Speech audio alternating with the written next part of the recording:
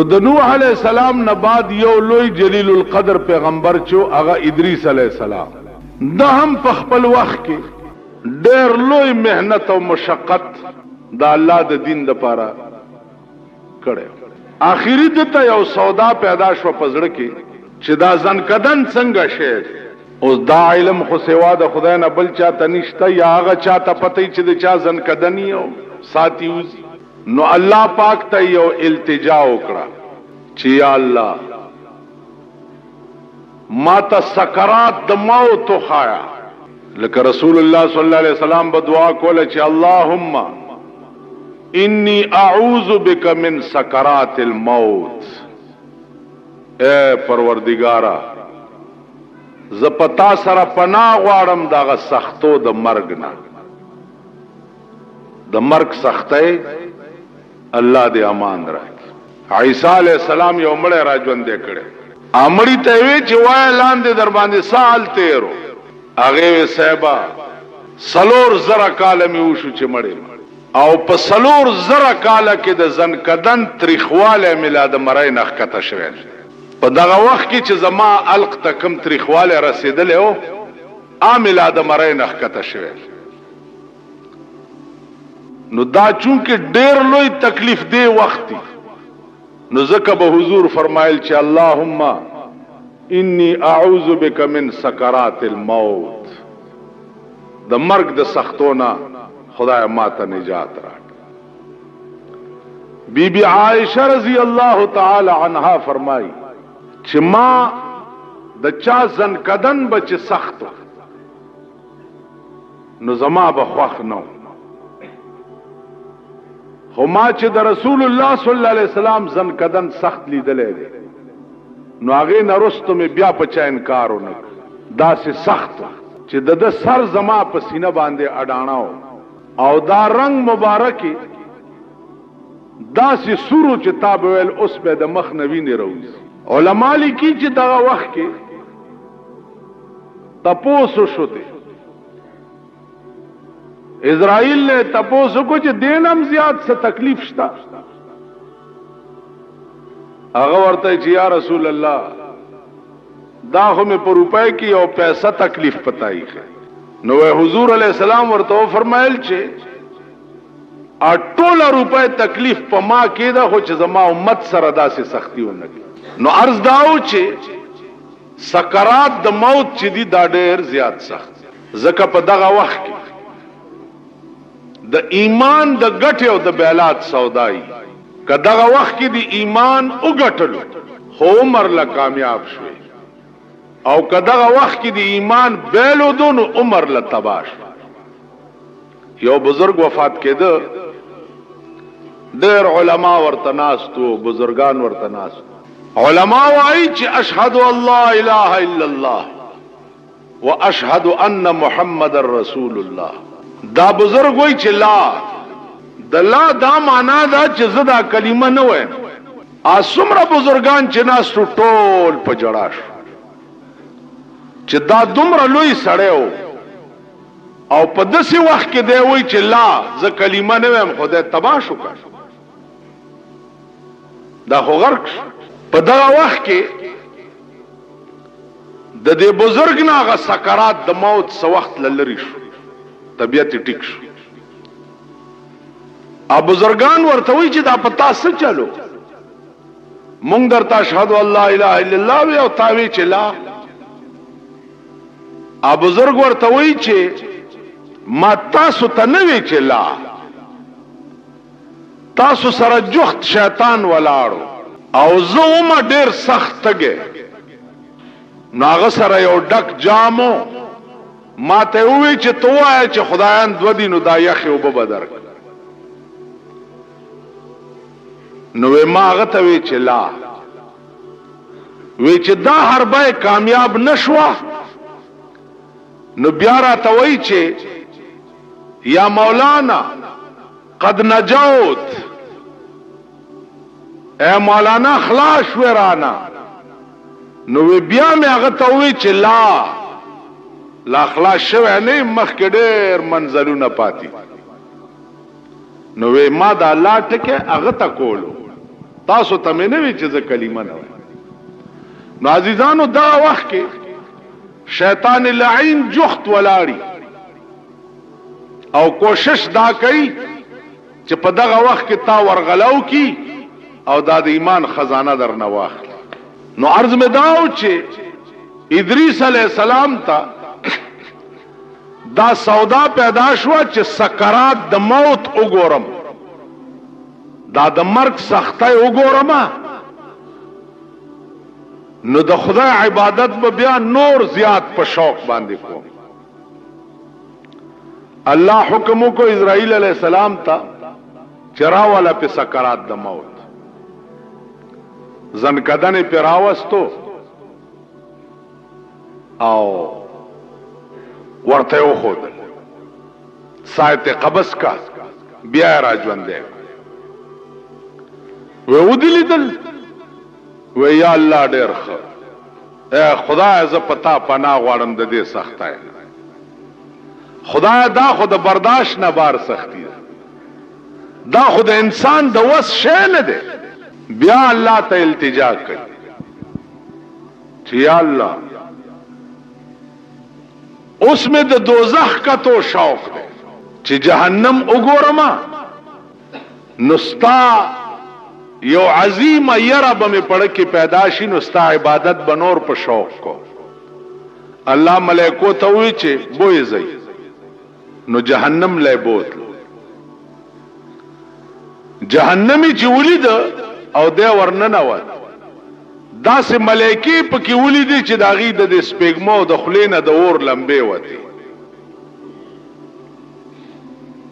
تپوس یې وکړو چې دا څوک دی او دا ولې؟ ورته وی ادریس علیہ السلام دا زبانیه ملائکې دي، دا هغه ملائکې دي چې د جهنم په اور تازه کولو باندې مقرر دي او د خولې او د سپېږمو نه د اور لمبې دې د پاره وځي چې دا د قهر او د غضب ملائکې. قرآن کې راځي کنه چې خدت ته خو ټوپونه وها غاوره په څه شي باندې او دا وخت ډېر نږدې دی چې سندع الزبانیه زبم درته زبانیه ملائکې راوغواړم خلاصۍ به دې ته څوک تابت اخلاصی څوک. اوس عزیزانو اندازه وکړئ چې د جهنم هغه ملائکې چې د چا د خولې او د سپېږمو نه د اور لمبې وځي او راغوښتم درته خدای وي الله دې امان راکړي د حکومت یو مات ګډ غوندې سپۍ چې در باندې لاس کیدي نو ځان نشي خلاصولی تاڼې ته دې بوزي او بیا د تاڼېدار تیسمارخاني چې وګورئ نو څه تیاره در باندې راغلي او ټیزونه اچي او د خدای ملائکې چې زبانیه وګورئ چې د خولې او د سپېږمو نه د اور لمبې وځي الله دې امان راکړي چې هلته بس. ابل ورځ یو سړی راغی نو هغه چرې ما داسې پتلو سم نه دی لیدلی او دی زمونږ د دې علاقې چې په لاره ځي نو داسې اسمان ته ګوري ځکه چې ټوپک موپک ورسره وي نو داسې اسمان ته ګوري. نو بله ورځ راغی پولیس نیولې نو پولیس انټاروګیټ کړو دا تلی ملی به ورته وهلی را وهلی نو چراغ نو دا سره داسې ځوړند غوندي خیره قسمی سي چې ما توکړه نو مالا د قدرت خاوند د دې فرعون سر دې په دې سپایانو ټیټ کو دې بغردې دو څنګه اوس یو څو لخت په تاڼه کې د پولیس خړلې دي اوس څنګه روان دي ناسې دې پورې درته وایم چې یوسف علی السلام ځان سره یو سړی مقرر کړو دی به چې په شاهي دوره باندې روانو نو هغه به आवाज وکړو چې مغرور مشو شاهان شاهان دیگر است. غاوره کې گما د بادشاہان او بادشاہ بل دی. ته څه شي؟ ته یې څه؟ د بادشاہانو بل بادشاہ. بل طرف نه باواز وشو چې لمن الملک اليوم. داغه د قیامت د ورځې आवाज دی چې ملائکه باواز وکړي لمن الملک اليوم. د نن ورځې بادشاہ څوک دی؟ نو دا د دنیا بادشاہان به ټول سرنګون ولاړي. دا جرأت به په دغه ورځ څوک کولی شي چې هغه سر اوچت کړي چې زم بادشاہ یم. لمن الملک اليوم. د نن ورځې بادشاہ څوک؟ نو आवाज بوشي لله الواحد القهار. د نن ورځې هغه بادشاہ دی چې یو دی او نن ډېر په قهر. د قیامت په ورځ به الله داسې په قهر وي چې نه به دین وړاندې داسې په قهر شوی او نه به بیا داسې په قهر شي. دا 50,000 کال ورځ به د الله د قهر او د غضب ورځ. الله دې امان را. عزیزانو دې ته سوچ کوو. ځان نه فصلی بزرگان ما جوړوي چې صدر باندې پیخ نه نو ځان نم د نظام الدین اولیاء بچی جوړ کړي. منځونه هم کوي او سجده هم لګوي او چې صدر باندې پیخ شي نو بیا صادر نخپه او باسي او د خدای نه باغیان شي. دغه خدای ارڅ در باندې کولې شي. ارڅ کولې. زمون منځونه داسې دي لکه یو کوچی سره د خار سړی تله او نوکر ور سره چیلای به ولا ساتل. منځونه به هم ډیر کول. چرته به چې کتو دا د خار سړی به په منځ ولاړ. ا کوچی خیال کړی دی چې دا خو ډیر زبرګ دی جوړ. منځونه ډیر کړي. چې اخر کې راتلو ته نو دا کوچی نه چیلای را پټی کړ. چې چیلای را پټی کړي نو کوچا ور پسې کور تراغ غاټ کوتا کور سراو او په دولاسی د دې اورت را پرې خو روز استا ویل داسې داسې کړي په دا ډېر المنزو په بارانه بدیم کاوه په وچه بدیم کاوه په لمده بدیم کاوه کور دې وران شنو اله بیله چیلای دې را پټی کړي. تا خو ډېر منځونه کول. نو عرض میں داو چې دا ژوند د امتحان وخت دی. امتحان راغی او ته ثابت قدم پاتې شو. امتحان راغی او ثابت قدم پاتې شو. دا منځونه به پکار راځي. دا نیکی به پکار راځي. نن د عظیم قهر دی د ملک. کده چا د لور واده دی صاحبه یو حال.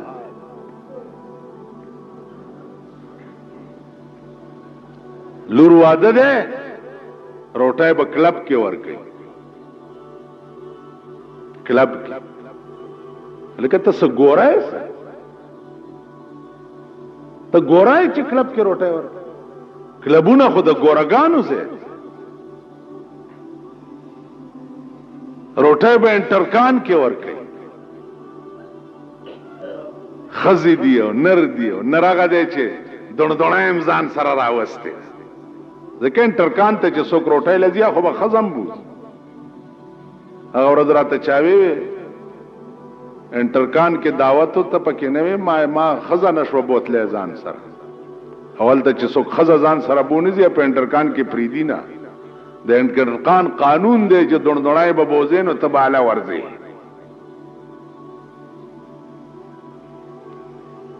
کارډونو ته وګوره. کارډونو ته وګوره د دوی د دیوځي. یو کارډ د 100 روپۍ. بیا د خزه او د سړی لاس په میلاو شوی. بیا په د سړی نامه لیکلی لاندې د بیگم نامم لیکلی. پلانې او بیگم پلانې. یعنی سړی ته وایي چې زما خزه دې مغواړي. د خدایم په شرمونو شرم.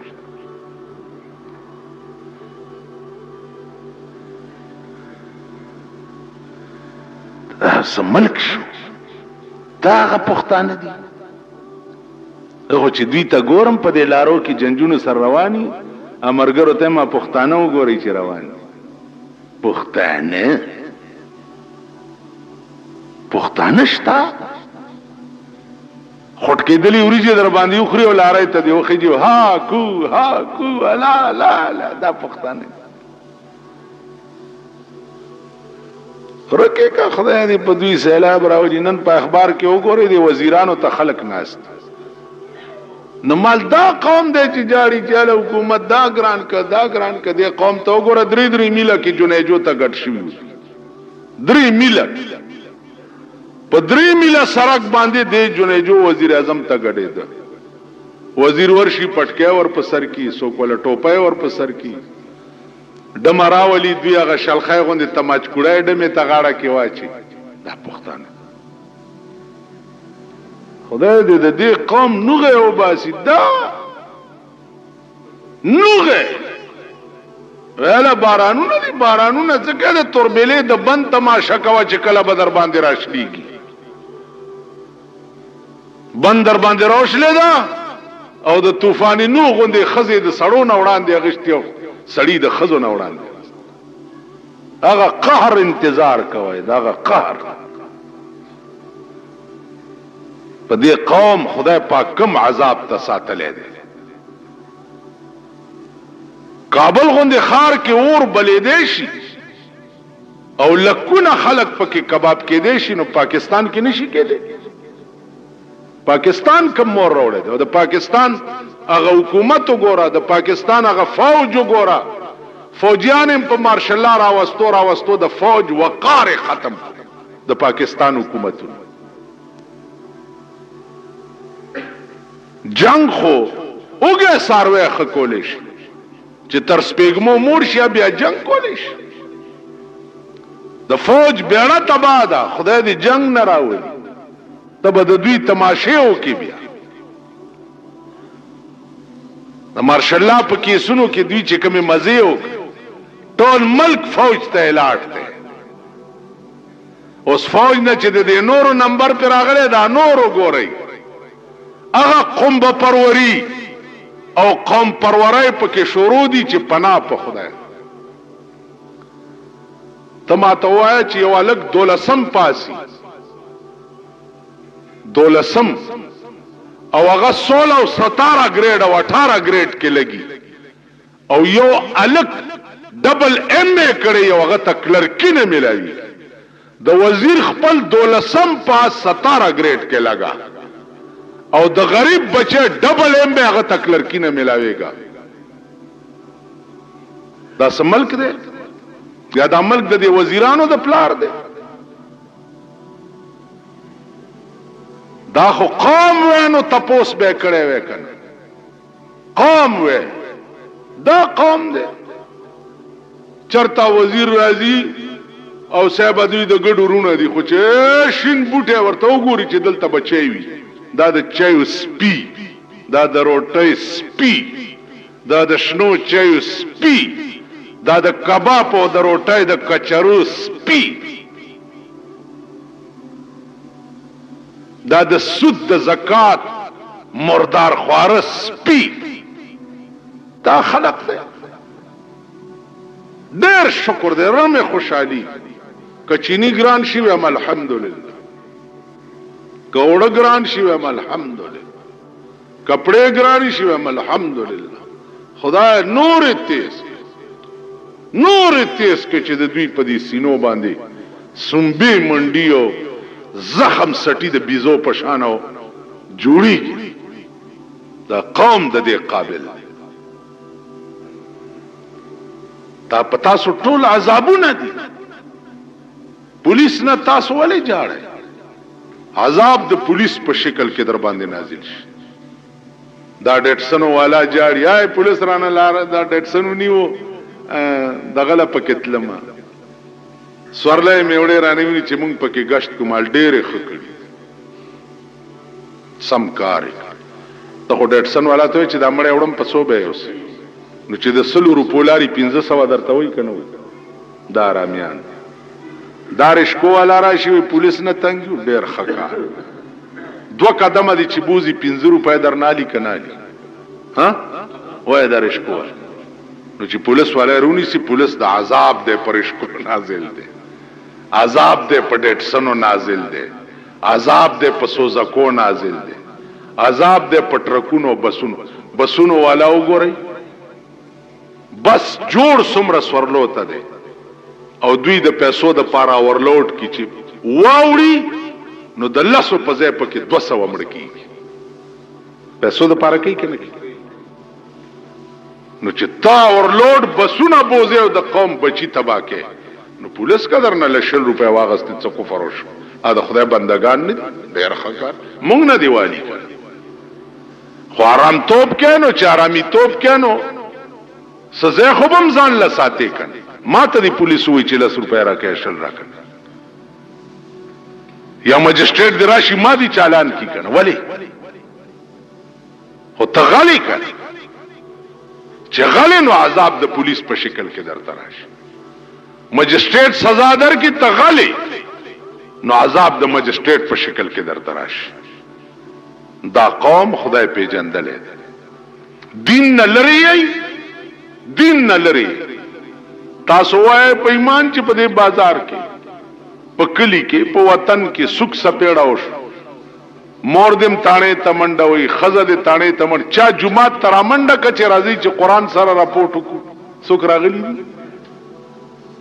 لکه تانه کې څه اسمان دې افلاطون ناشته راځي جمعه ته ستاو زما منس کې تنازع چې قران ته راپورټ وکړو چې قران زمونږ څه فیصله وکړه سبب سوک راغلی جماعت خدا تانا دا سوک رالی جماعت تا چی جماعت کے رپورٹ حکم چی ما سر دا زیادے کی ټول د پیرنګي قانون تمنډه وای چې د پیرنګي قانون تمنډه وای او د خدای قانون دې پرې خده نو خدای به نور تبا کوي نور بغیر کی نور بذلیل کیږي نور برسوا کی نو ادریس علیہ السلام تپوسو کو چې دا وې دا هغه زبانیه ملائکی دي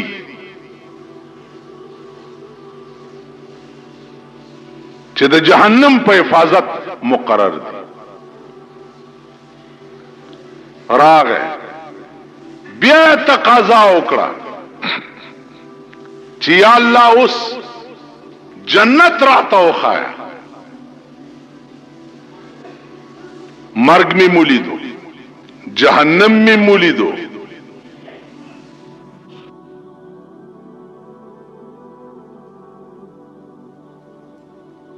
انو د جہنم دسی اور دے کدا اغا اور یوس پڑھ کے دی دنیا تراشی نو دا ټول دنیا بس کروٹش ټول دنیا بس کروٹش بیا په دې جهنم کې طبقات دي درجات دي اسفل السافلین اعلان دي تاخچه د جهنم ته وای علما وای چې یو پیسہ پردای چا په دنیا کې په ظلم وخوړه یو پیسہ په قیامت کې چې دا سړی وبخلی شي ورته وای نور ګناه دې معاف دي خود فلانی سړی یو پیسہ و در باندې اوله ورکړه دی به منډه کې چې کور نه پیسې راواله هغه پیسہ به د جهنم په بیخ کې ورته ښکاره شي نو دی به ورپسې ورټوپ نو لاندې تاخچې د جهنم ته به ورسي او یا زره کاله به پکې پروت دي چې هغه پیسہ راوالي او بیا سر لراشي نو بیا به د لاس نه وغورځيږي نو بیا به لاندې تل تلاړ شي دی به بیا ورټوپ کی بیا به یا زره کاله پکې پروت یو پیسہ نن قدم بیرته مونږ ټول آرام خواري پردي حقونه غلې ډاکې پرانا اورز شوکې پردي مالونه وهل دا زمونږ کار. نن ولې ستا ملک کنټرول کیږي نه؟ ولې؟ ځکه چې کوم حکومت د خدای نه نه یریږي نو قوم د هغه نه نه یریږي. کوم حکومت پړه کې چې د خدای یاره نه وه نو د قوم زړه کې د هغه حکومت یاره نه. عمر فاروق د خدای نه یریده. نیمه شپه ده او بار راووتو کوڅو کې ګرځي. یو مور لور ته وایي چې هله بچیا د پایو کې اوبه واچوه لږې کمې دي نن. ویل مور امیر المؤمنین حکم کړی دی چې پایو کې اوبه مه اچوئ. وی امیر المؤمنین به چرته اوده پروت دا وخت امیر المؤمنین چرته دی؟ اوس عمر دا خبر اوري په دروازه کې. لورې ورته وایي مورې خبره دې ټیکو کړه، امیر المؤمنین به اوده پروتي خو د امیر المؤمنین خدای خو اوده نه دی کړی، د هغې خدای خو راته ګوري. نو د کوم حکمران پړه کې چې د خدای یری کور پروتي او په کوڅو کې ته نه او په کورونو کې ته ښځې م یریږي. نن تاسو نه ښځې یریږي؟ ښځې خبره دې کړې نه چې په سر دې متیازې کړي او بیا د دې شیخانو ښځې کېنوئ ګیره دې کلش د زوی واده مې دی زه به پکې ګډېږم نه زه ګیره دې په جومات کې خوځوه.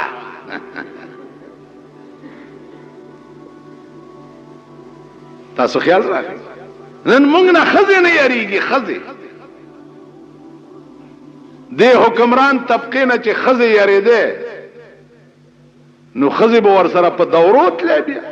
هلکه ته روانې بل ملک ته په ګرنیټو لګې نو ښځه سله بوځې. بوره ورته وایي چې ولې ته ځې نو زه به نه ځم اوس دې برمه کوم نو د ځان نه مخکې دوڼدوڼی روانه فنکشنونو ته چې راځئ ستا د ښځې څه ضرورت دی؟ ښځه ولې راولي؟ راشي که نه چې نن درته ښځې وښیم د جنگ لاهور اخبار او د مشرق د منځ پاڼې وګورئ دا نن پکې دې ته څه وایي دا ننني اخبار ته نمبر ورته وایي که څه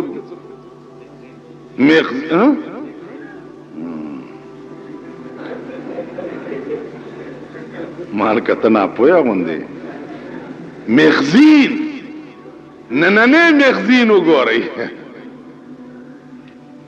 سړي او ښځې پکې وګورئ.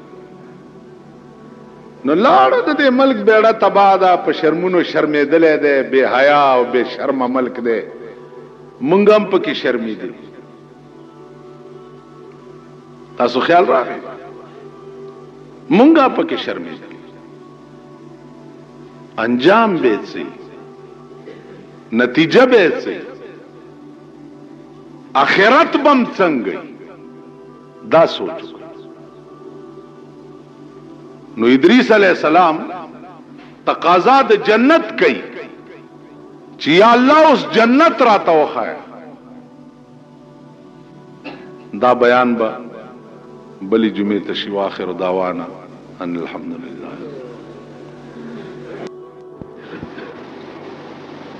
دا مغه آیت کریمه ده چې دې کې الله پاک جناب رسول الله صلی الله علیه وسلم تا د ادریس علیہ الصلوۃ والسلام بیان کړی دی.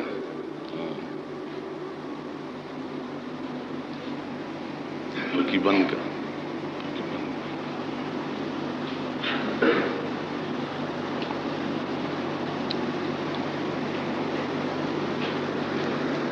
بیان 13 جمعه باندې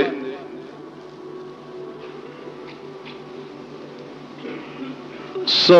حصہ ما ستاسو په مخ کې بیان کړو.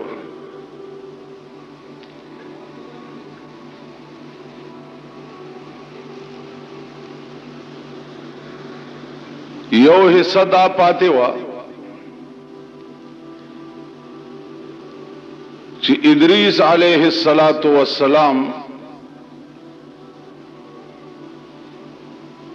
زنکدن وکتو بیا جهنم للاړو جهنم یې وکتو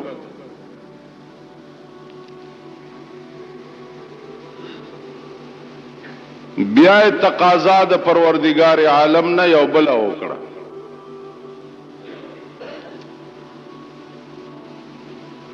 تقاضا دا وکړه چې اے الله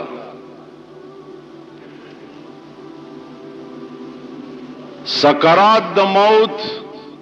ما ولید جهنم ما ولیدو نو الله استاد قهر او د غضب نه مې پزړه کې ډېر عظیم خوف او خطر دی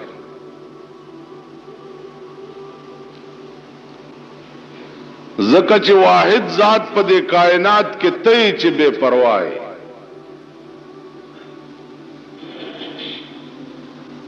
بے پروا دا معنا دا چې ټول دنیا به د الله پروا لري او واحد ذات چې د هغه داده چې دې به دې چا پروا نه لري دنیا به ټول دته محتاج وي او دې واحد ذات دې چې دې بچاته محتاج نه کتا سو خیال وکي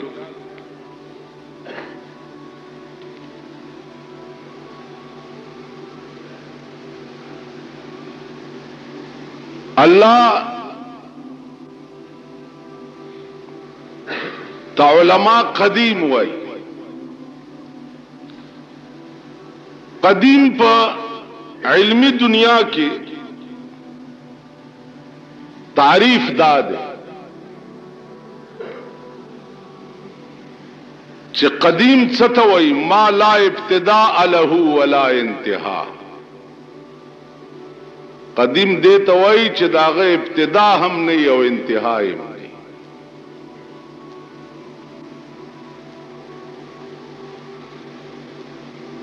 بلکې تاسو خیال وکئ علما وایي چې په دې څه دلیل دی چې دا خدای یو دی په دې کائنات کې بل ور سره څوک نشته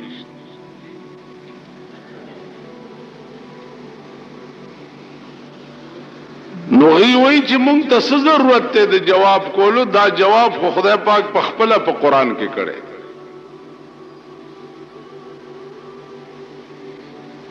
الله فرمایي چې په دې کائنات کې ډېر خدایان وې نو دا کائنات به تر اوسه پورې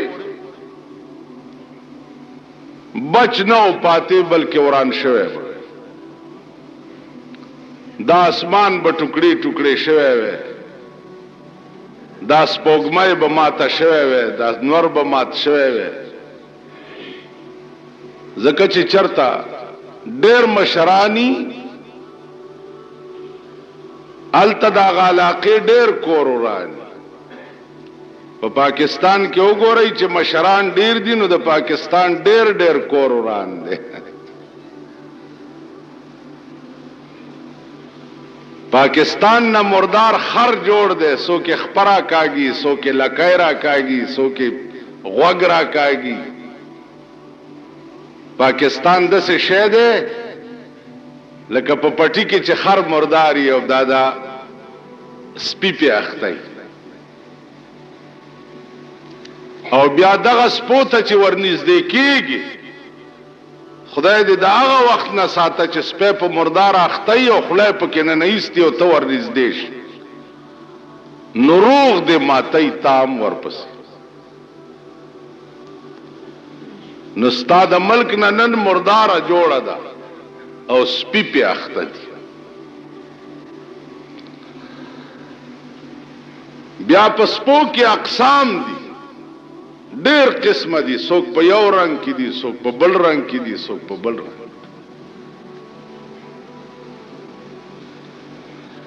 نو قرآن کریم داغی جواب کړی دی چې که په دغه کائنات کې ډېر خدایان وې په دې ځمکې او دې اسمان کې خدایان ډېر وې نو لفسدتا دا دواړه به وران شي بیا د دې په وجود دلیل څه دی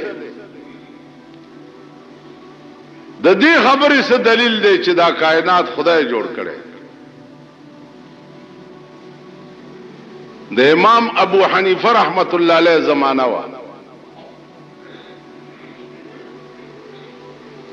عزیزانو امام ابو حنیفه رحمت الله علیه ډېر لوی سړی اب بلا خبره ده چې نن دنیا پیژنیم نه دا دومره لوی سړی و چې د روزې په میاشت کې به یو شپېته ختمونه د قرآن کول یو شپېته یو ختم به د ورځې کولو سهار نه به تر شروع شو تر ماښامه پورې او یو ختم به د شپې کولو یو ختم به په تراوو کې کولو په ټوله روزه کې به یو ختم په تراوو کې کولو د شپې یو سپاره او شپېته ختمونه به ځان لګو دا دومره لوی سړی و چې 40 کاله د ماسخوتن په اودس د سحر مونځ کړی 40 کال نن چې دا په لویو خلوتونو کې ناستی خدا که 40 ورځې د ماسخوتن په اودس د سحر مونځ امام ابو حنیفه رحمت الله علیه دومره لوی سړی د شپې به چې کتاب کتو نن زمون کتاب کتل سي کمولال ورشم په کوټګای کې دننه اخبار پروت او بیا د جمعې د ورځ اخبار خو پکې ضروری پروت ځکه چې هغه کې جنکو تصویرونه ډېر زیات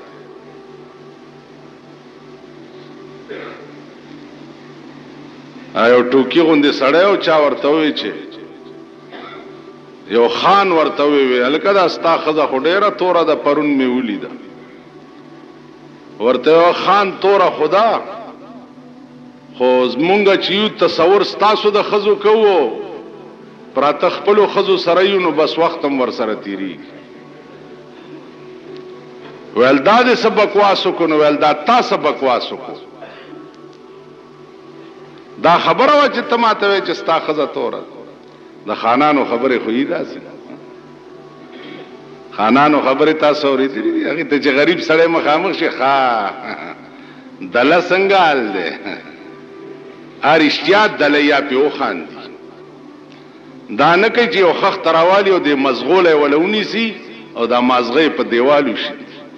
چې دله خو هغې ته وایي چې د چا ښځې او لونه نه خبر نه یو بربنډې بار ګرځي دله خو هغې ته غریب سړی دله نه چا ښځه چې سپینه بورکه کې ګرځي دله نه تاسو پوهېږئ په خبره نو عرض مې دا و عزیزانو چې نن امام ابو حنیفه رحمت الله علیه زمانہ وا دا دومره لوی سړی کتاب به د شپې کتو کتاب نو په جمی کې به کمی سويستو د جمعات په صحن کې به کېناستو یو پرتوک کې او د جمعات په صحن کې به کېناستو نو طالبان ورتل صاحب یخنی جمع ودا کمیس داسې شی دی چې په بدن پورې لګي نو سړی له ګرمواله ورکی خوب ورولي نو زه دا کمیس په پو ما کې زکه او باسم چې زما بدن باندې دا یخ باد لګي چې خوب ناراضي چې کتاب خکاته شي نن د کتاب کتو حال وګورئ په ملک رحمان بابا وی کنه وی طلب نوی شگفت بازار د عمر نبجوړ وی همیشه گلزار د عمر رنگا رنگ میوی بونی سی خاخونا ډک د پاڼو بنسکور وی مونږ بنیو طالبان بفراموش د دین کتاب کا د دنیا کتاب بګوري مونږ بنیو طالبان بفراموش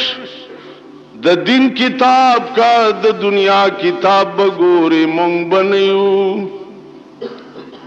کافران به همیشه عبدالعظیم د دوزخ پلمبو تور وی مونږ بنیو نن د دین کتاب فراموش اخبار دی اخبار جنگ پنڈای دی جنگ لاہور دی مشرق دی حیدر دی وجدت تے کا وحدت تے او پلانے دے او پلانے دے ہر سار چې د چا په میز ګوري ډېرې د اخبارونو قرآن او حدیث کتو والا هو امام ابو حنیفه نن مونږ سار چراپاسو لکه د ټپوس بچي د ټپوس د بچي غوندې زمونږ اول سترګې په اخبار غړي اخبار کې څه ستاد ملک په اخبارونو کې نور څه شته نن درې مورز د جنیجو لندن ته تللی دی نو د لندن نه د هغه پروګرام ریلی کی لندن کې څو مارګریټ ټیچر سره نکاح وکړو که الزابتی په نکاح کړه څه خلاړو خوراک سکاک بو کی اور راضی دلته د قوم بچی پرون په پندای کې 14 کسان کباب کشمیر روډ باندې چې کم بم خلاص شوه دی 14 کسان پکې تیکې شوی دی او شپې ته پکې زخمیان په لاهور کې قدرتی طوفان راغی لس پکې مړ دي او سل پکې پاس پتالونو کې پراته آسمانی طوفان پیرا نن ستا ملک د زمکه د قهر په لپیټ کې مده او د اسمان د قهر په لپیټ کې نو طوفان نوح شو کنه شو اوس بل خبره ده چې مونږ نه دا شی جوړ دا لکه بم غلا شو خلک پکې مش ها اوهو بس خبره خلاصه تاسو مونږ ټول داسي مولا صاحب بم خلاص ها کم زه مونږ په دې درکیو چې اسخات پاتې چرته خطا نشي زمونږ ملک نه عزیزانو دا شی او نور بګورئ د دې ملک تبعی نور بګورئ کدا عذاب ستاسو کورونو ته درننه نه واتو نو دا د جمعې ورځ او د دې منبر ناسته یاد مونږ ملک دا شي ها یو حکیم له یو سړی پلار راوست راوستو چې حکیم صاحب زمونږ د دې پلار خېټه خرابه ما په خبرو هو پوهیږي خېټه خرابه حکیم ولد جمال کوټي جلاب ورکړه چې جلاب ورکړو نو دا بوډا دستونه شروع شو چې دستونه شروع شونو سلشپک شلې دسته چلاړو نو زوی راغی حکیم ته وای چې حکیم صاحب خپلار خو می دستونه نه ودري ویل خیر دې بچیا چې دا فاسده ماده تی وزي پرېده چې جاری یو غنټه دو پس ولا بیا راغی ویجیا خو کټ کې پریوته سترګې کویو کې وګرځي او دستونه اوس خو د ناس تم پاتې نشو په کټ کې تی بیږي ویل صبر کوه چې دا فاسده ماده تی وزي مالا سبا دې سر خو ګوما خو راغی ویل د پلار می زن کدن دې دستونه نه ودرېږي حکیم صاحب ویل صبر کوه به اختیوزه چې دا فاسده ماده تی وزي آخر ورته مازیګر راغی حکیم صاحب پلار خو مې مړ شو ساتې ووته ویل سا وتوی خیر دی خو چې فاسده ماده پکې پاتې نشوه نن زمونږ ضیاءالحق صاحب هغه حکیم دی صدر صاحب خلق کباب شو وی خیر دی چې دا فاسده ماده تیوزی نن هغه شی هغه چل در باندې جوړ دی نور به د ځان تماشې کوي نور پرون پته وکړی دی یو وزیر د لور واده و په نوخار کې پکې ډزې شوي دی پولیس ته خو لږ ووایي چې دا د نوخار ډزو والام ولې ونه نیوه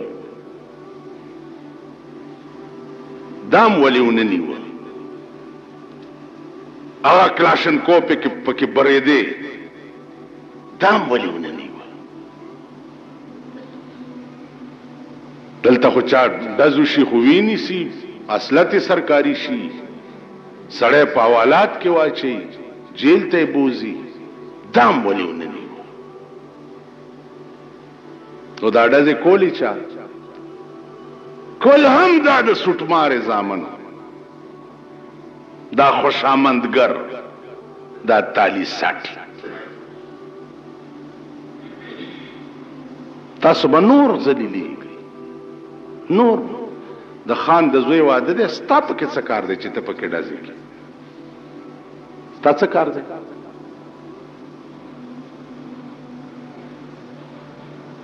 دا خانان نوابان جایگیردار چې په پاکستان کې وي او تاسو ته خوره زوکتا کمړم نو راشي په قبر می متیاز راشي دې درې قسمه خلق د الله صدا ملک تبار او نور به تبا کی د دې د پاریس قانون نشتا دا د پیرنګي پاتې قانون ما او تا د پاره دی خان او نواب او رئیس د پاریس قانون نشته د نواب په واده کې په پیټو شراب سکلې کیږي هغه د پاره اس قانون نشته په پیټو کارتوس پکې خلاصيږي هغه د پاره اس قانون نشته قانون ارچا د پاره مساوي پکا دا ملک دا سي ملک هغه ځای کې لعنت لګا چې چرته ګوټو بني قانون دیته وي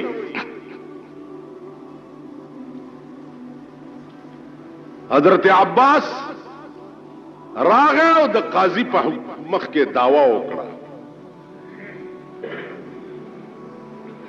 دا تاسو تجربه وکړئ داوا پچا وکړه امیر المؤمنین عمر فاروق رضی اللہ تعالی عنہ داوا وکړه چې عمر فاروق زما د کور پرناله غرزولې ده پرناله پیژنئ دا د کوټې او بچي پکې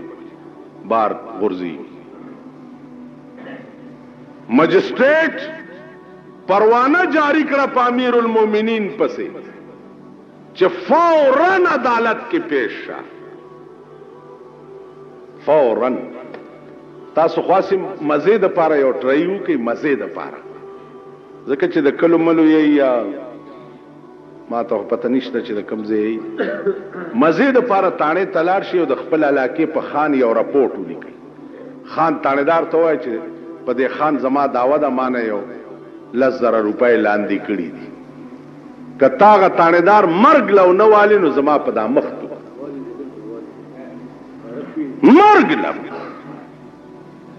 درته به وي و د خرې زویه په خان راپورټ کې په خان نو صاحب د والو نه به دې منډې تیزې وي او که خان راغی په تا راپورټ وکړ